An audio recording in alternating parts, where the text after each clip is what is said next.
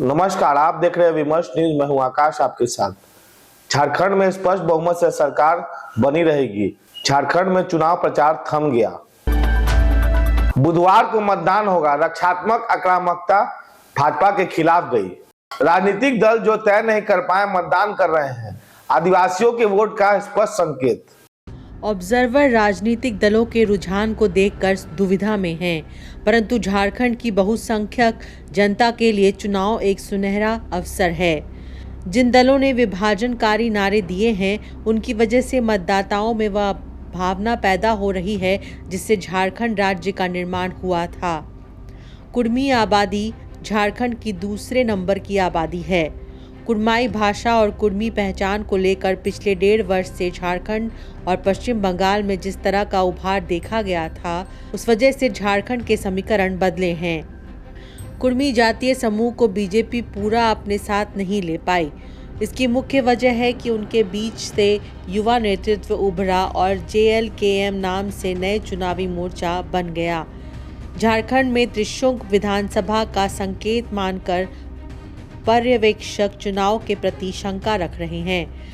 इस अनिश्चयता की स्थिति से खास तौर पर आदिवासी मतदाता काफी जागरूक हो गए हैं।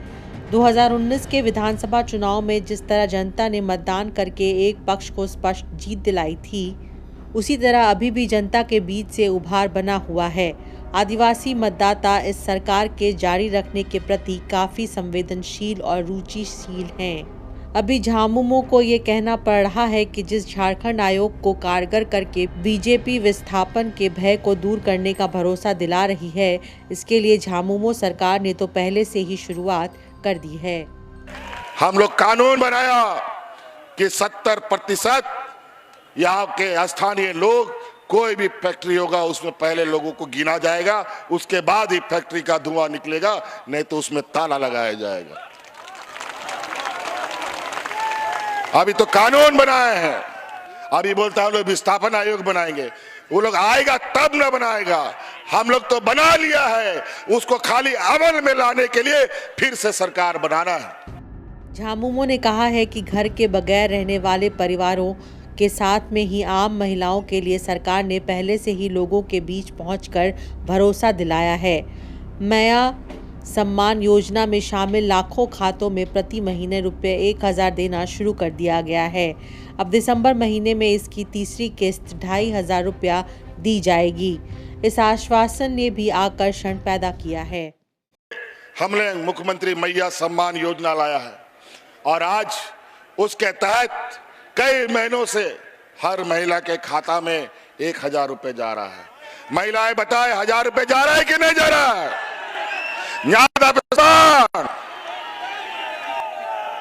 और हमारा संकल्प है कि हम फिर से हम लोग सरकार बनाने जा रहे हैं और हमने ये संकल्प लिया है कि अगले 5 साल के अंदर इस राज्य के गरीब गुरुआ लोगों के, महिलाओं के खाते में 1 लाख रुपया पहुंचाने का हम आपको वादा करते हैं। और उसका पहला कदम जो हमने सरकार में निर्णय ले चुका है, ये दिसंबर में जो महिलाओं को 1000 रुपया जा रहा है ना, वो 1000 रुपया बढ़कर 2500 रुपया होने जा रहा है। एक रहे तो मोदी और अडानी सेफ है। उनके एक रहने से मुंबई के 15 लाख झुपड़पट्टी वाले अनसेफ है। राहुल गांधी महाराष्ट्र चुनाव में सीधी लकीर खींच रहे हैं। राहुल गांधी ने मुंबई में तिजोरी से 2 पोस्टर निकाले। पोस्टर में राहुल गांधी ने मोदी और रानी की 2 तस्वीर दिखाई और धारावी का नक्शा दिखाया। महाराष्ट्र में चुनाव प्रचार सोमवार की शाम थम गया। दोनों पक्ष के 3-3 दल यहां मैदान में हैं। कांग्रेस की कोशिश है कि वह महाविकास आघाड़ी का सबसे ज्यादा सीट लाने वाली पार्टी बने। महाराष्ट्र के विपक्षी गठबंधन में पहले से यह तय है कि जिस दल को सबसे ज्यादा सीट मिलेगी उसका ही मुख्यमंत्री होगा।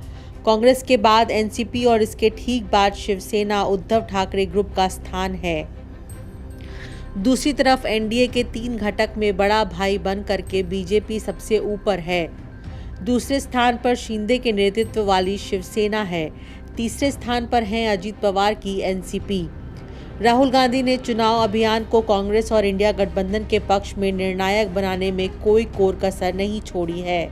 राहुल गांधी ने भाजपा के इस नारे का काफी मजाक उड़ाया है, एक हैं तो सेफ हैं। बीजेपी के नारे पर राहुल गांधी ने पूछा है कि कौन लोग सेफ हैं। यहाँ भी राहुल ने एक पिटारे से पोस्टर निकाला।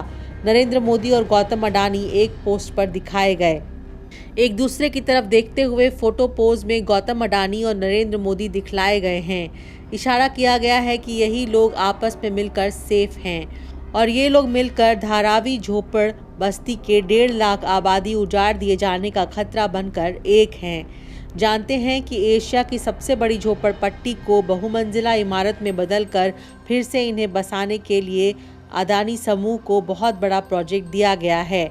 इस प्रोजेक्ट की शुरुआत ही विवादास्पद बनी हुई है। यह है नरेंद्र मोदी जी का एक है तो सेफ है। ये देखिए, एक है तो सेफ है।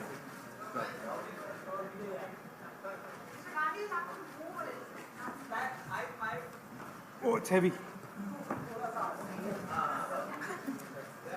ये इसमें एक है तो सेफ है। ये नरेंद्र मोदी जी की महाराष्ट्र सरकार की स्ट्रेटजी है। हम आपको ये दिखाना चाह रहे हैं। मुश्किल खुलता है ये पकड़िए। ये देखिए, एक है तो सेफ है, देख लीजिए। और ये स्ट्रैटेजी का लक्ष्य है। देखिए, एक है तो सेफ है। धारावी का मैप है, ये भी दिखा दीजिए। दूसरा पोस्टर दीजिए। ये 1 लाख करोड़ रुपए का धंधा चल रहा है। ये आप देखिए, हमारे प्रधानमंत्री जी और अडानी जी एक साथ खड़े हैं। एक हैं तो सेफ हैं और ये लक्ष्य है। तो उन्होंने अपना नारा दिया है। हम उनका थोड़ा नारे को आपको समझाना चाहते थे। उनका जो स्लोगन, मेन जो स्लोगन है, एक है तो सेफ है, वो मैंने इतनी अच्छी तरह आपको दिखाया है, उसको समझाया है कि एक है तो सेफ है। एक कौन है? एक नरेंद्र मोदी जी हैं, अडानी जी हैं, अमित शाह जी हैं। सेफ है तो कौन सेफ है? अडानी जी सेफ हैं। कष्ट किसको होगा? धारावी की जनता को होगा। नुकसान किसका होगा? धारावी की जनता को होगा। जो हिंदुस्तान की स्मॉल और मीडियम इंडस्ट्रीज हैं, जिसका एक चिन्ह धारावी है, उसको एक व्यक्ति के लिए खत्म किया जा रहा है। तो लड़ाई यही है। नारा उन्होंने दिया, हमने आपको समझा दिया। इस इलेक्शन का नारा मोदी जी ने दिया है और बिल्कुल सही नारा है। एक है तो सेफ है। सवाल है, सेफ कौन है? सेफ किसका है? एक कौन है? यह सवाल है। इसी तरह विपक्षी गठबंधन महाराष्ट्र में इशारा कर रहा है कि महाराष्ट्र में लगने वाली पूंजी को नरेंद्र मोदी अपने प्रभाव से खींचकर गुजरात भेज रहे हैं। ये हर महाराष्ट्र के युवा को मालूम होना चाहिए कि आपकी जमीन अडानी जी को दी जा रही है, आपका फ्यूचर अडानी जी को दिया जा रहा है। और यहां पे जो 8 प्रोजेक्ट्स हैं, जो पूरे महाराष्ट्र के युवाओं के फ्यूचर के प्रोजेक्ट्स थे, वो सब छीन कर आपसे दूसरे स्टेट में चले गए। राहुल गांधी घोषणाएं कर रहे हैं कि उनके खेमे की सरकार बनी तो सीधा लाभ महिलाओं को होगा और सबके खाते में रुपए 3,000 प्रति माह जाएगा। महाराष्ट्र में भी चुनाव के मैदान में कई पक्ष के होने से विभ्रम है। कैंपेन भी सामने से कम और अंदर खाने से ज्यादा चल रहा है, इसलिए विश्लेषकों को दुविधा है। परंतु सत्ता विरोधी लहर की वजह से महाराष्ट्र में स्पष्ट बहुमत आना संभावित है। विपक्ष का चुनाव में स्थान ऊंचा बना हुआ है। देखते रहिए चुनाव विश्लेषण। अपनी टिप्पणी भी अवश्य लिखिए। आपको कमेंट बॉक्स में आमंत्रित किया जा रहा है। 23 नवंबर को पक्की तस्वीर उभर कर आएगी। तब आप अपनी टिप्पणी और हमारे विश्लेषण के आधार पर नतीजे को जल्दी समझ सकेंगे।